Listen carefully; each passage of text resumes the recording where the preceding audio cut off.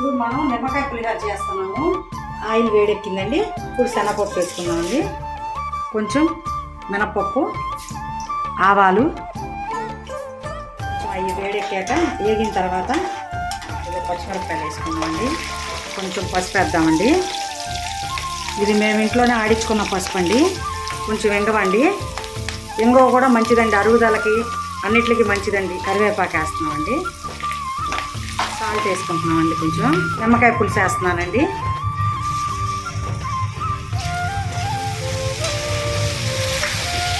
ఆ నిమ్మకాయ పులుసు అలా ఉడికేటప్పుడు కొంచెం పంచదార వేసుకోవాలండి, బాగుంటుంది, టేస్టీగా ఉంటుంది. ఇప్పుడు ఎండుమిరపకాయలు వేసుకోవాలండి.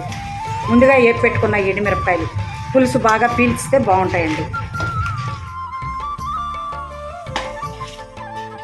ఇప్పుడు పులుసు వేసాం కదండి, పల్లీలు కూడా వేసేసాము. గుమ్మగుమ్మలాడే పులిహోర రెడీ అయిపోయిందండి.